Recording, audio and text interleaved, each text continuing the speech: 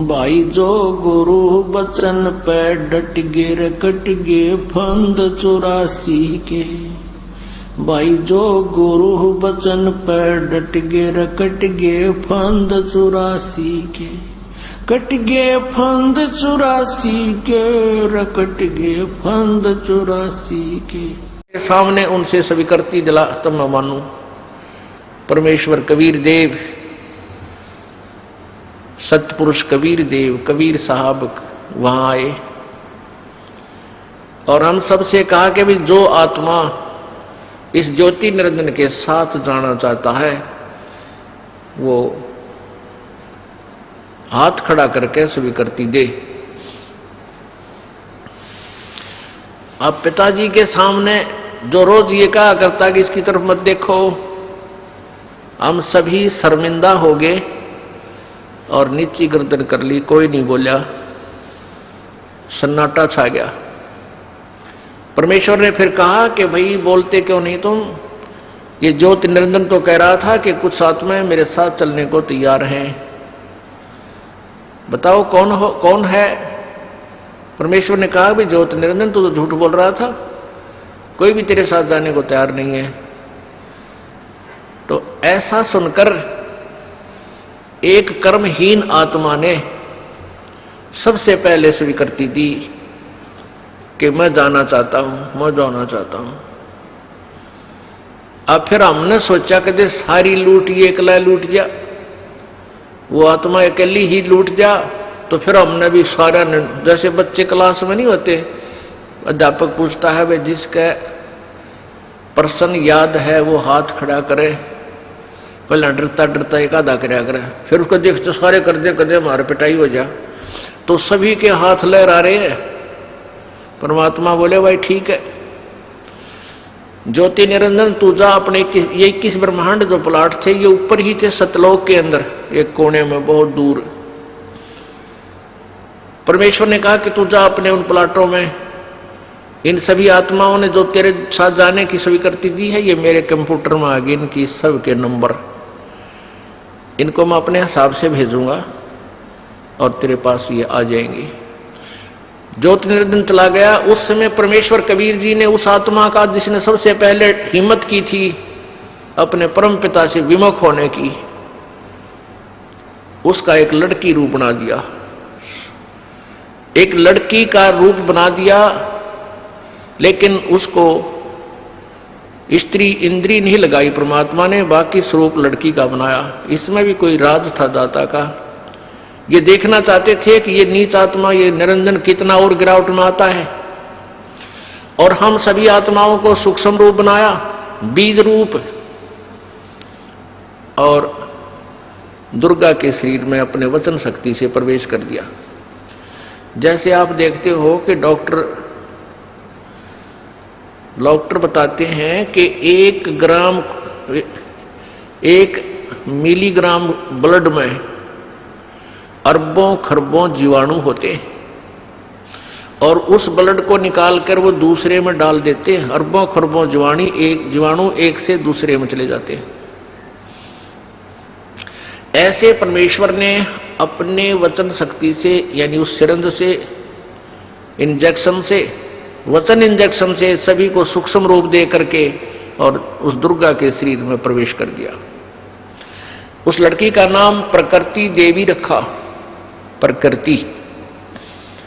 आगे चल के यही दुर्गा, अष्टांगी आदि नामों से प्रसिद्ध हुई। त्रिदेव जननी यही प्रसिद्ध हुई। सभी आत्माओं को उसमें प्रवेश कर दिया।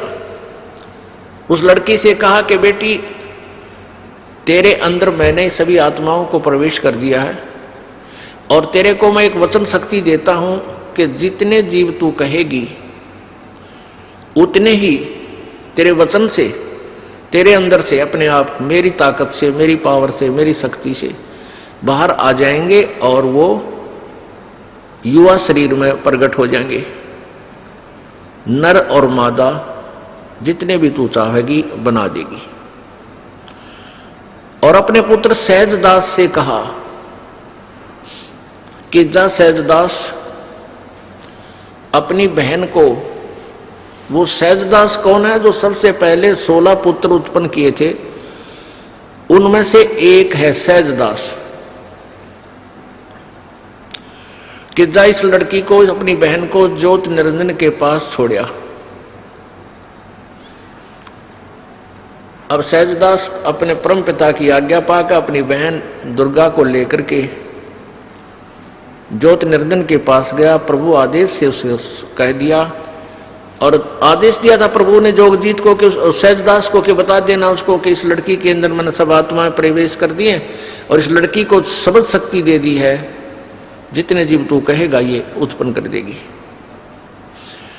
सहजदास ने जाकर के ज्योत निरंजन से कहा कि परमेश्वर ने, पिताजी ने सभी जीवात्मा जो तेरे साथ आना चाहती थी सबको सूक्ष्म रूप दे करके बीज रूप में और इस लड़की में प्रवेश कर दिया है और इसको समझ शक्ति दे दी है कि जितने जीव ये तू चाहेगा ये उसी से मैं उत्पन्न कर देगी, नर और मादा।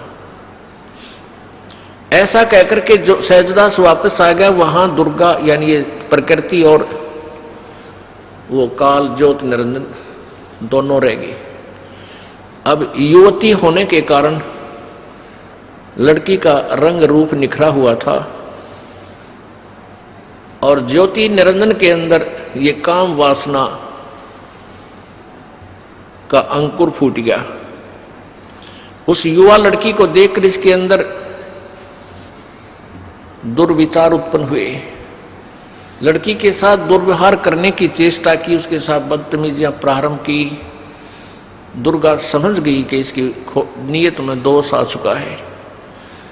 प्रकृति देवी ने कहा कि ज्योत निरंजन मेरी एक अर्ज सुन ले, तू ये पाप मत कर, तू मेरा बड़ा भाई है, मैं तेरी छोटी बहन हूं।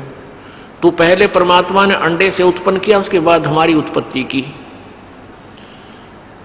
और बहन भाई का ये नाता, ये दुराचार महाघोर पाप होता है, ऐसा जुल्म मत कर। अब ज्योत निरंजन ने एक नहीं सुनी उस देवी की, हर संभव याचना भी उसने कैंसिल कर दी, रिजेक्ट कर दी। तब दुर्गा ने सोचा कि अब तेरी इज्जत के बचाव का कोई विकल्प नहीं बचा। तब उसने अपना सूक्ष्म रूप बनाया और जो ही उसने बकवादों के लिए मुंह खोल रखा था, अभद्र तरीके थे, उसके मुख के माध्यम से और पेट में पहुंच गई। वहां से प्रार्थना की, हे पिताजी, हे सत्य पुरुष, मेरे साथ ऐसे ऐसे इस ज्योत निरंजन ने बदतमीजियां की, मेरे साथ ये दुष्कर्म करना चाहता था, मैंने इसके पेट में शरण ली, मेरी रक्षा करो। तब परमात्मा मालिक को मालूम था कि न के टिड्डे देगा यो, आज तक प्रसन्न हो गए इसके साथ जाने के लिए, बैठ लिए इसकी रेल में, आगे देखो क्या जुल्म करेगा इनके साथ। पता था परमेश्वर को। तो परमात्मा पूर्ण ब्रह्म स्वयं ही अपने पुत्र जोगजीत का रूप धारण करके और वहां प्रकट हो गए इस काल के लोकों में, ये ऊपर ही थे सतलोक में। वहां जाकर कहा कि ज्योत निरंजन सुन ले आदेश परमपिता का। परमपिता बोल ही रहे थे, आज से तेरा नाम काल होगा, 1,00,000 मानव शरीरधारी प्राणियों का तो नित्य सूक्ष्म शरीर से का तो नित्य आहार करेगा, 1,00,000 मानव शरीरधारी प्राणियों से निकले उस गंध को तू नित्य खाया करेगा और 1,25,000 उत्पन्न करेगा। और आज से तुम्हें यहां से निष्कासित किया जाता है, चले जाइयो यहां से तुम दोनों के दोनों। अब दुर्गा ने जुल्म किया, सबसे पहले ये स्वीकृति दी, अपने परमपिता से नाता तोड़ा, इस दुष्ट के साथ जोड़ा, तो हम अपने परमपिता के हृदय से गिर गए, हम पतिव्रता पद से गिर गए, हम व्यभिचारी बन गए। तो परमात्मा ने 21 ब्रह्मांड समेत 21 ब्रह्मांड सहित दुर्गा और काल सहित उन सबको वहां से निष्कासित कर दिया। इसका वहां से विमान चला, 21 ब्रह्मांड ऐसे चल पड़े जैसे विमान चलता है मालिक का आदेश पाते ही। और सतलोक से 16 शंख कोश की दूरी पर, 16 शंख कोश की दूरी पर आकर के ये ब्रह्मांड यहां से फिर इन्होंने परिक्रमा शुरू करती। अब यहां चक्कर काट रहे हैं 16 शंख कोश की दूरी पर, नील पद्म शंख। अब गणित की रीति से इसको ऐसे जान सकते हैं जैसे 1000, 10,000, लाख, 10 लाख, करोड़, 10 करोड़, अरब, 10 अरब, खरब, 10 खरब, फिर नील, 10 नील, पद्म, 10 पद्म, फिर शंख, यानी 16 शंख कोश की दूरी पर। एक कोश में लगभग 3 किलोमीटर होते हैं। 48 शंख किलोमीटर दूर आ गए।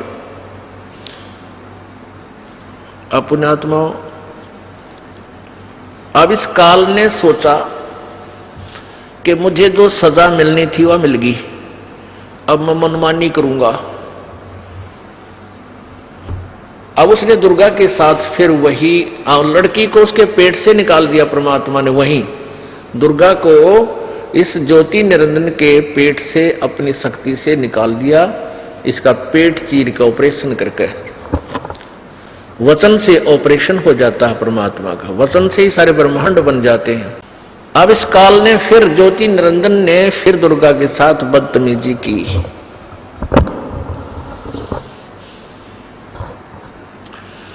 इसने फिर बदतमीजी प्रारंभ की।